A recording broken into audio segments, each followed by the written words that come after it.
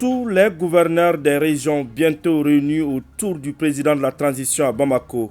Les échanges vont porter sur l'opérationnalisation des nouvelles régions, la situation sécuritaire ou encore sanitaire. Des détails dans quelques instants avec le ministre en charge de l'administration territoriale.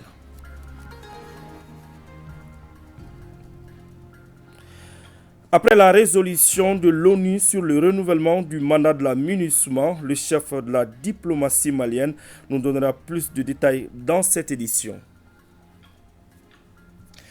Merci d'avoir choisi ORTM 1 pour vous informer. Bonjour à tous et bienvenue dans cette édition d'information. Bientôt, un séminaire présidé par le chef de l'État, colonel Assimi Goïta, et qui regroupera tous les gouverneurs des régions du Mali sera organisé ici à Bamako. C'est pour parler notamment de l'opérationnalisation des nouvelles régions, de la situation sécuritaire et sanitaire. Le dossier était hier sur la table du conseil de cabinet, la primature. Le ministre de l'administration territoriale et de la décentralisation, porte-parole du gouvernement, le colonel Abdoulaye Maïga, donne plus de précisions au micro de Kadidiatou Kone et Abou Kone. Le conseil de cabinet de cet après-midi a porté sur les préparatifs d'un exercice inédit de rencontre entre le chef de l'État, son Excellence le colonel Assimi Goïta, président de la transition, le gouvernement et l'ensemble des gouverneurs de notre pays. Je voudrais ici rappeler que la vision du président de la transition, c'est de trouver des réponses urgentes aux préoccupations de notre population. Et dans cette perspective, il a instruit au gouvernement d'organiser un exercice inédit. Pour la première fois, il y aura un séminaire gouvernemental qui réunira à la fois les gouverneurs de toutes les régions et les ministres. Bien entendu, ce séminaire sera présidé par son Excellence, Monsieur le Président de la Transition, lui-même.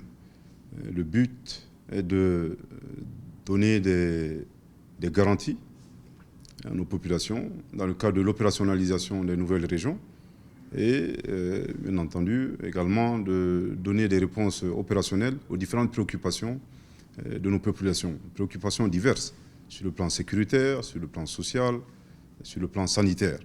Donc ce séminaire aura lieu très bientôt et vous serez tenus au courant d'éventuelles dates de la rencontre. À suivre à présent l'intervention du chef de la diplomatie malienne sur le renouvellement du mandat de la MINUSMA. Dès le début, le Mali n'a pas souhaité s'opposer au renouvellement du mandat, mais a mis un certain nombre de conditions. Ces conditions sont au nombre de 3. Le premier, c'était l'opposition ferme au recours à Barkhane suite à une demande des Nations Unies et de la France pour que Barkhane apporte un soutien aérien français à la MINUSMA pour exécuter son mandat. Nous avons dit non. Et les membres du Conseil ont suivi notre opposition et finalement cette question a été enlevée de la table. La deuxième grande préoccupation du Mali, c'était justement sur la question des droits de l'homme où nous voyons un certain nombre de pays qui s'abritaient derrière les questions de droits de l'homme pour pouvoir créer des problèmes au Mali. C'était ce qu'on appelait la politisation des droits de l'homme, l'instrumentalisation des droits de l'homme ou des ressortissants même de certains pays qui sont présents au sein de la MINUSMA utilisent cette mission à d'autres fins que nous avons dénoncées. Donc pour nous, le pays Mali n'est pas opposé à la question des droits de l'homme, mais nous trouvions que la demande spécifique de dire qu'il faut que la MINUSMA fasse des enquêtes indépendantes, nous nous sommes opposés parce que nous trouvons qu'il s'agit de prérogatives régaliennes de l'État malien et qui doit faire des enquêtes nécessaires, qui doit protéger et promouvoir les droits de l'homme sur son territoire et que la mission des Nations Unies ne peut être là que pour accompagner. Le troisième point, c'était par rapport à la référence au G5 Sahel. Le Mali, naturellement, n'est pas opposé à ce que les pays frères, membres du G5 Sahel, puissent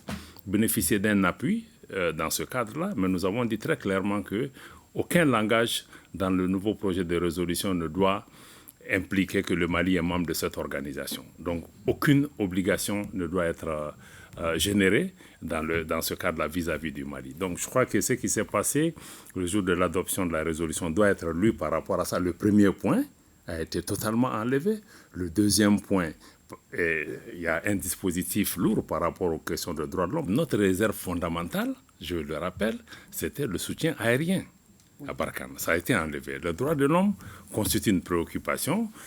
Ça a été adopté, mais là aussi, on peut dire qu'il y a quand même la voix du Mali qui a été entendue, malgré cela. Parce que si vous voyez aujourd'hui, c'est vrai que la résolution a été adoptée par 13 voix contre 2 abstentions, notamment la Russie et la Chine. Je rappelle que depuis la mise en place de l'amunissement par la résolution 2100 en 2013 à aujourd'hui, la Russie et la Chine se sont toujours joints aux autres États membres pour adopter les résolutions par consensus. C'est la première fois en 11 ans que ces 2 pays s'abstiennent.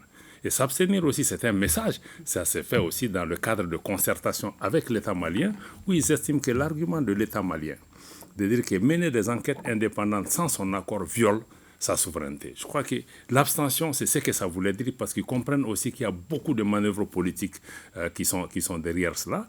Et même un pays africain comme le Gabon, quand même si il a voté pour la résolution, le Gabon a fait une déclaration extrêmement forte pour dire que cette résolution viole la souveraineté de notre pays. Donc pour nous, ces 2 abstentions constituent une victoire diplomatique pour notre pays, qui n'est pas, encore une fois, je le rappelle, membre du Conseil de sécurité des Nations Unies, mais nous travaillons pour mobiliser les membres du Conseil de sécurité autour de nos préoccupations.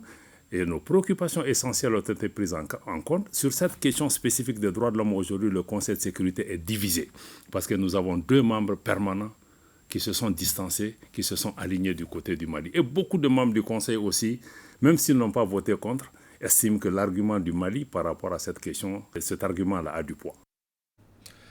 Comment déclarer et payer ses impôts en ligne? C'était le thème d'un atelier organisé par la Chambre de commerce et d'industrie du Mali à l'intention des opérateurs économiques. Ces derniers désormais doivent s'approprier cette technique pour réduire les déplacements dans les services d'impôts. Adama Koulibaly pour le reportage.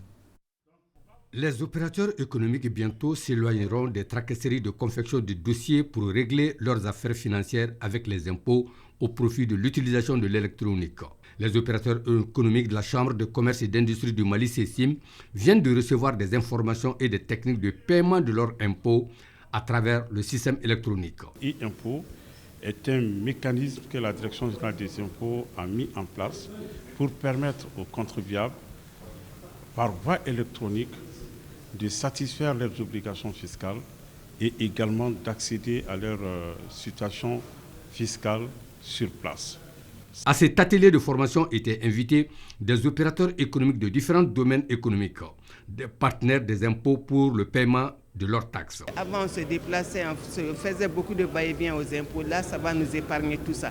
Et pour être en phase aussi avec le commerce international, donc il faut bel et bien des initiatives comme ça. Nous avons vu des solutions nouvelles. Nous avons vu un système plus amélioré, plus performant, plus intégré et qui prend en compte beaucoup de fonctionnalités qui déjà va décharger significativement certains travaux qui se font de façon physique, qui se font de façon manuelle. Les responsables de la CECIM se réjouissent de l'organisation de cet espace de renforcement des capacités des opérateurs de leur structure. Ils n'oublient pas de rappeler le partenariat entre la Chambre de commerce et les impôts. C'est un partenariat très fécond que nous entendons instaurer et que nous avons commencé à instaurer entre les impôts et l'ensemble des opérateurs pour faciliter la transition électronique que nous sommes en train de connaître dans notre pays. De plus en plus, nous sommes en train d'aller vers la dématérialisation de l'ensemble des opérations. L'élargissement de cette technique de paiement électronique concernera à la longue les opérateurs du secteur informel. L'accès à l'eau, à l'assainissement et à l'hygiène est un droit universel. Pour que cela devienne une réalité dans notre pays, l'ONG IRC Mali, Centre international de référence pour l'eau et à l'assainissement, et World Vision Mali œuvre pour l'amélioration des conditions des populations des communes de Nyonzombougou, de Toribougou ou de Woulodo. C'est tout le sens de cet atelier d'échange et de renforcement des capacités sur l'approche Wash Fit. Des précisions avec Adama Traoré. L'ONG, le Centre international de référence pour l'eau et l'assainissement, IRCOS, en partenariat avec World Vision, entend assurer l'accès à l'eau potable, à l'assainissement et à l'hygiène dans les centres de santé du SAT de Kolokani à travers l'approche WestFit. un processus qui met les communautés concernées au centre des actions. Il s'agit des communes de Nonson-Bougou, Wolodo et Touré-Bougou. Le processus WashFit est une méthode axée sur les risques comportant une série d'outils permettant d'améliorer les services d'eau, d'assainissement et d'hygiène de façon continue dans le cadre de l'objectif plus vaste de perfectionnement des établissements de soins de santé. WashFit, c'est un outil très pertinent, assez important qui nous permet de pouvoir, de manière structurée et bien suivie, de suivre l'évolution de la qualité des services eau, hygiène et assainissement de les centres de santé. Pour accroître l'accès à des services sociaux de base, en particulier l'accès à l'hygiène et à l'assainissement, le gouvernement réitère son soutien. Au nom du gouvernement de la transition, je renouvelle toute ma gratitude à World Vision et à RC Mali Wash, qui œuvrent sans relâche pour l'amélioration des conditions de vie de ces populations. Diapos et explications ont permis à l'assistance d'être mieux édifiée sur le processus WashFit. 9,36%, c'est le taux de vaccination atteint sur une population cible de plus de 330 000 personnes. Ces chiffres ont été donnés lors d'une journée de restitution de la campagne de vaccination contre le Covid-19, deuxième passage 2022 dans la région de Gao, une initiative de la Direction régionale de la santé, compte rendu Sambari Haïdara. La pandémie du coronavirus est une réalité à Gao et la Direction régionale de la santé et ses partenaires ne cessent de multiplier les campagnes de vaccination pour éviter la propagation de la maladie dans la région. La campagne de vaccination contre la maladie du coronavirus est vraiment le seul moyen sûr de prévention contre la maladie. Et c'est dans ce sens que l'État malien et ses partenaires sont engagés pour essayer de protéger la population contre la maladie du coronavirus. Cette journée de restitution a mobilisé tous les acteurs impliqués dans la lutte contre la maladie. Elle vise à faire une évaluation à mi-parcours de la campagne de vaccination contre le Covid-19 2022 dans la région de Gao. On va multiplier les campagnes de vaccination au niveau de la région et demander à nos partenaires de continuer à nous accompagner. Tous ensemble, main dans la main, pour que nous puissions atteindre les 70% de la couverture que nous cherchons par rapport à cette campagne de vaccination contre la Covid-19. Les résultats ont été exposés, 9,36% des taux de couverture, ce qui veut dire qu'on a encore du chemin à faire. Les stratégies sont multiples. Il y a des stratégies fixes, il y a des stratégies avancées, il y a des stratégies mobiles. Notons que, de la date de l'apparition du premier cas de coronavirus le 16 avril 2022 au 27 juin 2022, la 7e région a enregistré 215 cas, dont 10 décès. Un mot de cinéma dans ce journal, projection de l'avant-première du film Bamako Tweet. À travers cette œuvre, le réalisateur français montre l'évolution de la société malienne après l'indépendance. Ibrahim Kao Konaté a assisté à cette projection pour ORTM 1. Sous les feux du projecteur, le réalisateur français met sur scène le Mali de 1962. Les ferveurs de la jeunesse de Bamako, le mouvement social et le régime de l'ancien président du Mali indépendant, Modibo Keïta. Dans Bamako Twist, l'acteur principal s'appelle Samba, le fils d'un riche commerçant parcourant le pays pour expliquer aux paysans les vertus du socialisme.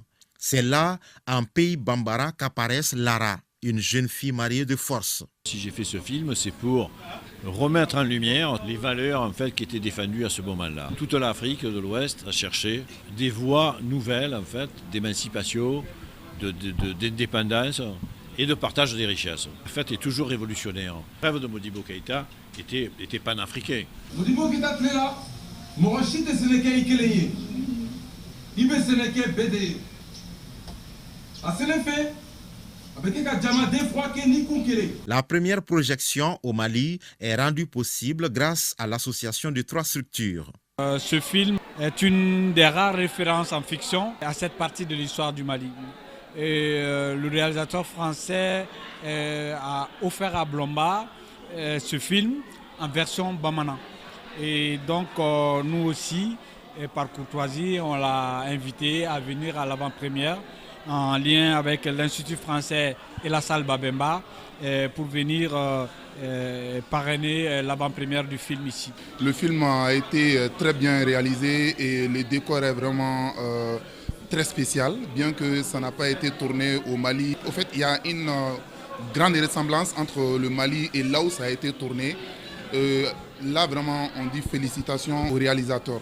Inspiré des photographies les plus exceptionnelles et emblématiques du célèbre photographe malien Malik Sidibé, le film de pure fiction Bamako Twist rend hommage à l'un des plus grands photographes contemporains.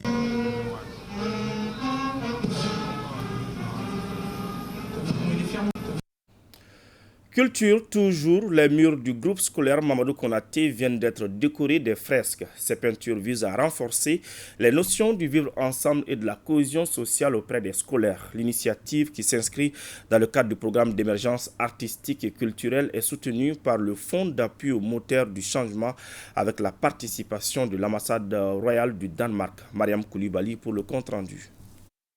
Plus que des dessins, ces fresques sont des véritables leviers d'éducation et de communication.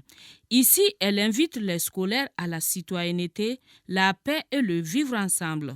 Nous avons pensé que c'est possible de passer le message et d'atteindre un bon nombre de personnes. Tous ceux qui y viennent déposer, les enfants accompagnés et autres, quand ils verront ces dessins-là, ça fait passer le message dont tous les Maliens espèrent aujourd'hui, qui est la paix. L'art et la culture sont vraiment importants pour porter des messages sur la paix et la cohésion sociale. Et on voit vraiment un grand potentiel en travaillant à travers la culture. Le programme qui se veut inclusif a formé au préalable les élèves en technique des arts plastiques. Quiconque qui va rendre visite le groupe scolaire Mamadou Konaté, en visitant ou en voyant ces fresques-là, ça te marque et ça te donne à réfléchir.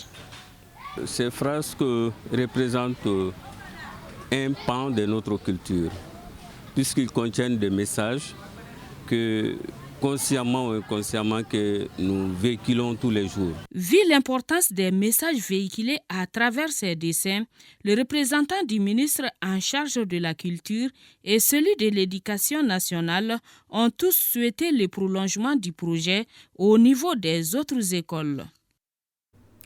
La région de Taoudéni commémore la journée de l'enfant africain. Il s'agit à travers cette journée de jeter un regard rétrospectif et évaluatif sur la situation des droits de l'enfant au Mali. De Taoudéni, Sirifou Moulay Aïdara.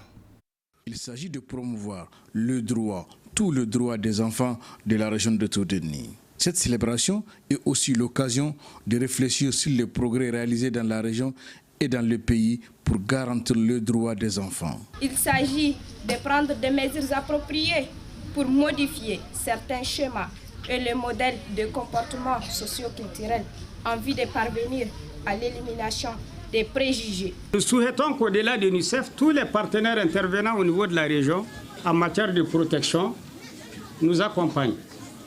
Car le défi est grand. Les chiffres qu'on vient d'entendre nous prouvent que les besoins de protection sont très élevés. D'ailleurs, elle fait partie des régions qui ont été les plus affectées par la crise. La journée de l'enfant africain se tient cette année sous le thème « Éliminer les pratiques néfastes affectant les enfants ». Progrès en matière de politique et de pratiques depuis 2013. Au niveau de la région de Taoudéni, de nombreux cas de violation des droits des enfants ont été rapportés par les organisations internationales de droits de l'homme et les ONG. Entre autres cas, les pratiques néfastes sociétales, mariage d'enfants, exploitation économique des enfants, déni des ressources, relations intimes illégales, harcèlement, etc. etc. L'UNICEF. L'organisation onusienne a réaffirmé son engagement à accompagner la région de Taoudéni dans la promotion des droits de l'enfant et surtout dans le contexte difficile des crises. 52 millions de francs CFA, c'est le montant des fournitures scolaires que la Fondation Strom, une ONG norvégienne, met à la disposition des écoles des régions de San, Koutiala, Sikasso, Koulikoro et Tombouctou. L'annonce a été faite à San à la faveur de la célébration de la première édition de la journée scolaire de l'excellence. C'est ce que nous dit notre reporter Drissa Koni. De 2014 à 2021, la Fondation Strom, en partenariat avec l'ONG APCM, a formé 7332 apprenants de 8 à 12 ans non scolarisés et déscolarisés précoces dans la région des Sangs.